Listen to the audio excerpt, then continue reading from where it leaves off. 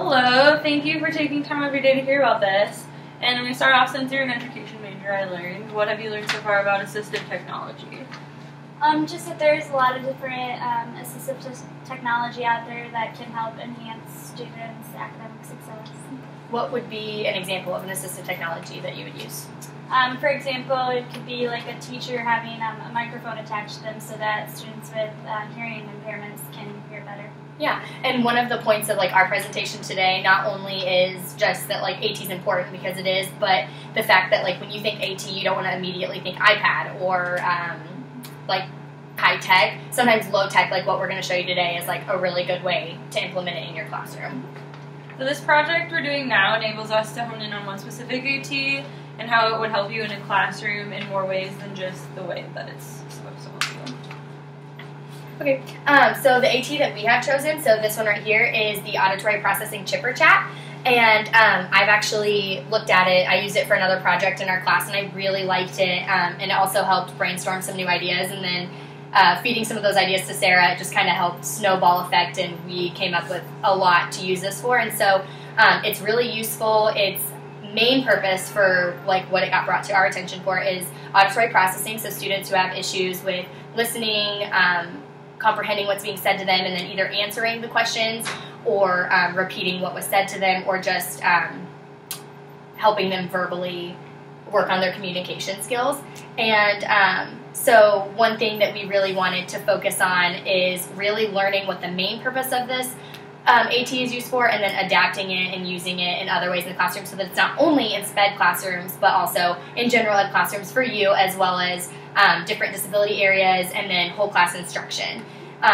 We chose this AT because it's adaptable. Obviously, we're going to explain how adaptable it is. It's transportable. Thank you. Transportable. It's easily accessible, and it's pretty fairly cheap. I mean, you can create half of these things on your own using small items within your classroom, so you don't even have to actually buy this assistive technology, but you can create it yourself within the classroom. So like she stated, it's usually used for auditory processing disorders. However, we came up with more ideas of how we can use it. For example, it can help struggling readers, behavior management, keeping track of reading goals, tracking writing progress, and trivia games review for your entire class. And we're going to explain some of these in depth. So for auditory processing disorders, when you use it, you're usually just working with a teacher or aide on one specific area. So the teacher will use the prompts provided in your activity book for the student to use. And if the student performs the task correctly, they receive a number of chips, which we'll show you later, that they roll the dice for. Then they will, when the board is full, the student will receive the reward for completing the entire board and pick up all the chips with the magnetic wand. And for struggling readers, it can be useful in helping students who are struggling with their reading fluency. The student or small group of students will work with the teacher by reading just one sentence at a time, and each student will receive a chip for every sentence that they read correctly. Or by self-correcting, If the board is full by the end of the story, they'll be rewarded by removing all the chips with the magnetic wand. And then I have 4 more, so one of the main ones that I was really interested in that kind of came to me a while ago was behavior management. So this is something that you can use for students who have specific behavior management issues, but it's wide. And I feel like that's really beneficial, because then you're not selecting one student, picking them out, targeting them, especially if it's an inclusion classroom where other students will see them interacting with this. And so as you can tell, they're all game boards. So for behavior management, you would have, you'd have one game board and say, okay, students, for this week, we're going to start out at 0, and every time you do a good job or improve on a behavior or do the behavior that is asked of you, you will get chips. And then anytime students misbehave / you have to call a parent, anything like that, you remove the chips. And then at the end of the week, if the board is full, they get a reward, yada yada. And that all is determined by the teacher, obviously. And then keeping track of reading goals. So a lot of times students like to know where they're at reading goal-wise, and so I thought that it'd be a good idea if you use game boards or interactive boards like this to place chips, stickers. You could even use candy if you wanted, to mark their reading goals and the points that they get, and just make however many spaces the amount of points they have to get, and just have them keep track of that. That way they're self-advocating and keeping track of their own things as well. Tracking writing progress. Now this is one that we just thought of literally last week, and thought, why not throw it in there? It might work. So when you're teaching a writing lesson, you know how you have each step that you do, like the rough draft, the editing, the revising, all of that.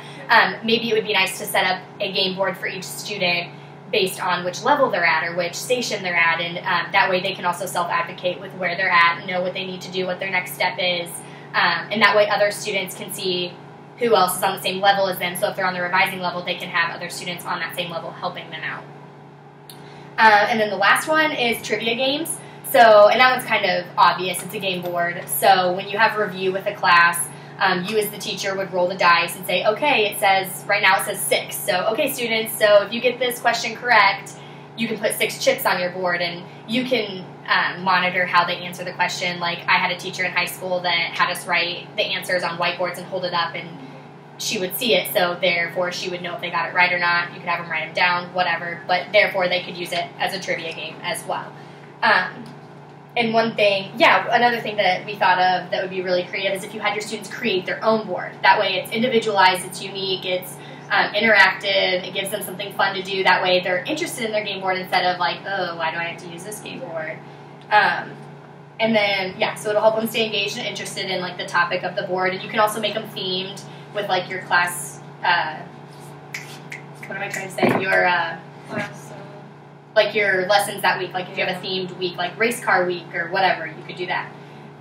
So the overall purpose of this is basically just to motivate children to self-monitor and self-advocate for themselves.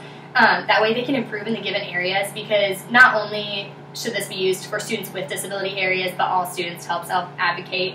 It keeps it fun and interactive. It's bright colors. It's fun to look at. I mean, it keeps them moving. Okay, so the materials, obviously there's the interactive game boards, which there's more than one type of interactive game board. Yeah, there's 24 within this one. I didn't even know there were that many. And then these chips, which you can substitute with candy for motivation. Oh, it paused. Oh, it started. Wait. No. I like that we can. Oh, okay. there we go. Sorry. Still going. Okay, so Wait, the magic wand. Does the green light mean it's still recording? Yes. Okay, good. Sorry. So the magic wand, which can pick up the chips. And then prompt used when assessing or improving the skills, which you can either create or they're provided for you in your activity book. And that's like another thing that makes it more like adaptable is the fact that it does provide them for you. And so if they're not, if they're not at like the grade level you want, you can always like create grade level appropriate prompts to use within that. And I'm sure they sell different grade level things. Okay, so at this point, I'm going to stop and I'm going to ask you if you have any questions, because that was a lot of information and it's hard to elaborate when you're trying to, get through some things. So do you have any questions about not only just this AT, but AT in general? AT you could use in a class, anything need clarified? No, but I guess I do have a question. If I was interested in purchasing like this form of AT in specific, how would I go about doing that? Where do I go? Okay, yeah. So one thing that we learned through our AT class is there are so many resources to buy AT, to rent AT. Like one of the things we did was there's this Crossroads Seals. Is that what it's called? I think it's in Indy. It's in Indy. I have the website. I can give it to you later. But you can rent AT from that place, and I don't know if you can buy it, but you can rent it out there. So if you just want to test it out, all you have to do is like sign up an account, and it's like a library. Yes, and it's really awesome. They have pages and pages on stuff, and so if you were to rent something there and liked it, I'm pretty sure I know when we were looking to do AT, I actually looked on Amazon and eBay for stuff too, because like it's cheaper that way. And so you can do that. And then another thing that is actually really useful when wanting to do AT is like we did a repurposed AT project. And so if you want to use something that can be made out of something else, it's smart to do that because it's cheaper that way, because these AT definitely devices... research before buying. Yeah, because AT gets so expensive. Okay. Definitely. Thank you. Okay. So now we're going to actually like have you interact with it just so we can kind of completely clear it up so you know what we would do. Okay, so basically, like, do you want to do you want me to just do the normal auditory one, or do you want to do like a behavior, or do you have like a specific one you want to hone in on for like your type of auditory one? An auditory one? Okay. So basically, like what you would do if you were the teacher working with, like, because you're going to be a gen ed teacher. So say you have a student in your class that has an auditory processing disorder, and you wanted to work with them on their auditory processing and help them. So what you do is you would get all this equipment, let them choose. Like, so say it's Halloween. So this one's fun. So we'll just do this one. Say it's Halloween. But you're going to put that board in front of them. So you're my student. And I'm going to put the chips here, and I'm going to let you roll the dice because I know how much you want to. And then Sarah's going to be the person to lead you through the activity. Okay, so listen to the story and then answer the questions. Rod and his friend Charlie unloaded the canoe and oars from the truck. Next, they checked the canoe for any leaks. Then Rod and Charlie pushed the canoe into the lake for a day of fun. They had a great day fishing, watching wildlife, and relaxing on the lake. Where were Rod and Charlie going to canoe? Maybe I should have done this one. Yeah, it's okay. It's okay, let me read it again. Yeah. Rod and his friend Charlie unloaded the canoe and oars from the truck. Next, they checked the canoe for any leaks. Then Rod and Charlie pushed the canoe into the lake for a day of fun. They had a great day fishing, watching wildlife, and relaxing on the lake. Where were Rod and Charlie going to canoe? On the lake. Yeah, so then you'd roll the dice. And then that's how many chips you would let your student put on the board. Okay. And so what's really fun about this is, like, if you were to continue to go through with this specific one, you would keep filling the board, or you would, like, designate a start place, and you would continue it, and say you got to here, and you had 2 open, he wouldn't be able to be done until he rolled a 2. Oh, okay. So you have to, like, roll the exact amount. So that way it gives you more practice, so that way they don't roll 6s every time and only have to do 2 problems. It keeps it so they have to keep doing some. And there's even ones for auditory memory numbers, such as, say these numbers after me. 7, 2, 6. 7, 2, 6. And then you can say, listen to these numbers and repeat them backward, and then say 7, 2, 6. 7, 2, 6. And say it backwards. 6, 2, 7. Yep. Okay. Yeah. Yep. So, and like, what's really, can I see this real quick? I was looking through this before. Sorry, I was being a total nerd. I was like, oh, maybe I can, like, look at this.